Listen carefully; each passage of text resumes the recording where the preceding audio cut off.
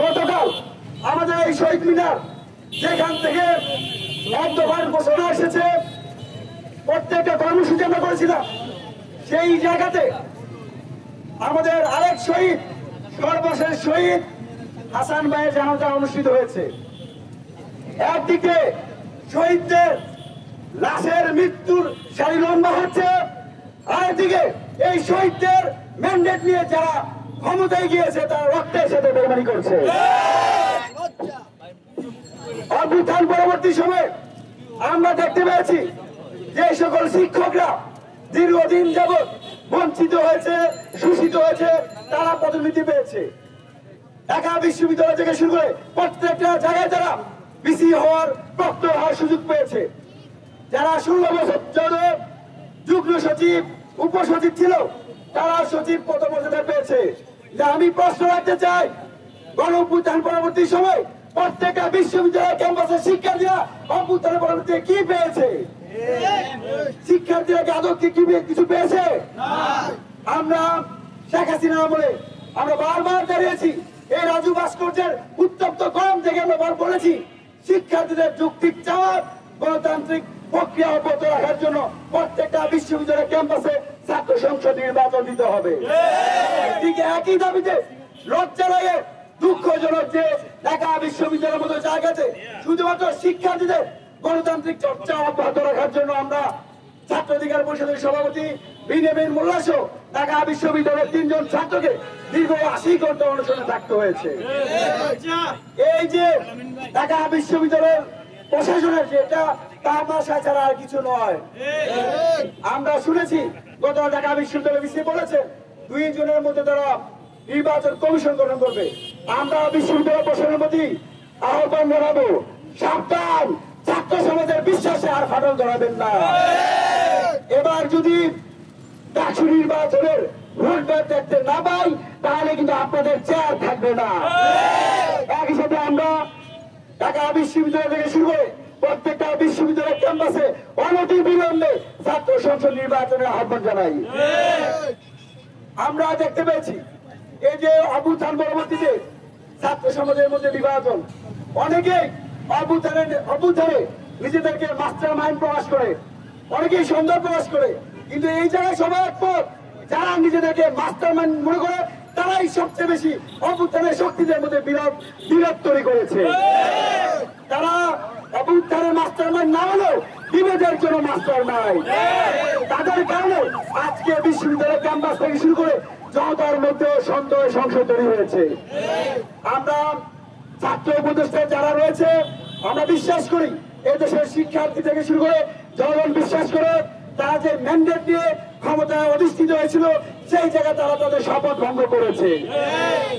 আমরা তো ছাত্র উপদেষ্টা থেকে শুরু করে এই রানিং উপদেষ্টা পরিষদকে আমরা ব্ল্যাঙ্ক চেক দিয়েছিলাম, কিন্তু সেই চেককে তারা অপব্যবহার করেছে।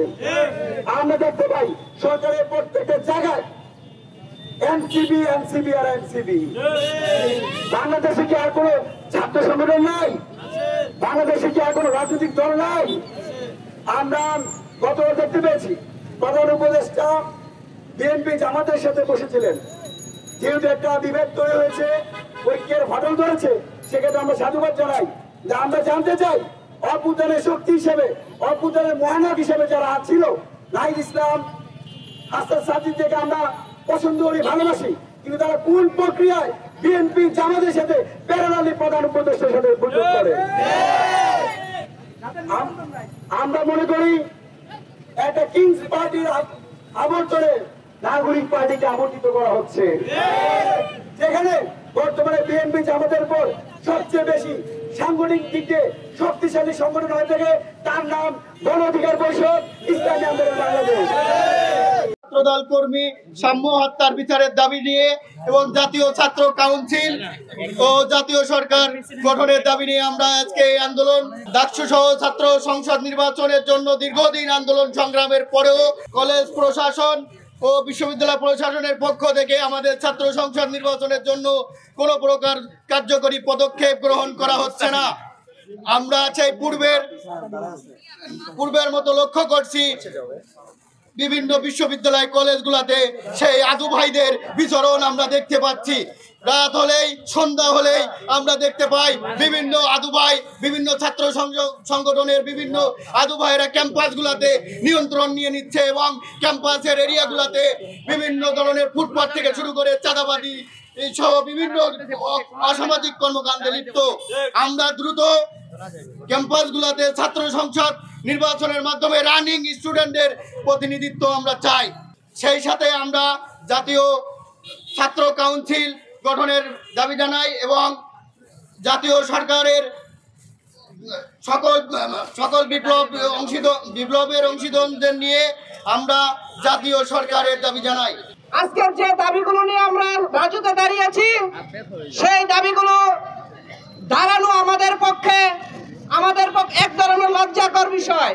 কারণ গণঅভ্যুত্থানের পূর্ববর্তী সময়ে ক্যাম্পাসগুলোতে যে ধরনের লেজুর ভিত্তিক ছাত্র রাজনীতি চলত, সারা বাংলাদেশের যে অরাজকতার পরিস্থিতি তৈরি হয়েছিল, সেই গণঅভ্যুত্থান পরবর্তীতে আমরা চেয়েছিলাম একটি সুন্দর নিরাপদ ক্যাম্পাস হবে, দেশ এবং ঐক্যবদ্ধের ভিত্তিতে একটি দেশ পরিচালিত হবে। বাংলাদেশ ছাত্র অধিকার পরিষদ বাংলাদেশের প্রত্যেকটা সংকটকালীন মুহূর্তে আপোষহীনভাবে বাংলাদেশের মানুষের পাশে থেকেছে। দেশের প্রয়োজনে সবসময় সামনের সারিতে থেকে লড়াই করে গিয়েছে। বাংলাদেশ যখন রাজনৈতিক অস্থিরতার মধ্য দিয়ে যাচ্ছে, বাংলাদেশের প্রত্যেকটা রাজনৈতিক মতাদর্শের মধ্যে যখন ফাটল ধরেছে, সেই মুহূর্তে বাংলাদেশ ছাত্র অধিকার পরিষদ আবারও ঐক্যের ডাক দিচ্ছে। বাংলাদেশ ছাত্র অধিকার পরিষদ চাই দেশের প্রয়োজনে সকলে ঐক্যবদ্ধ হিসেবে লড়াই করে যেতে। আমরা দেখতে পাচ্ছি দেশের একটা বিশৃঙ্খল অবস্থা।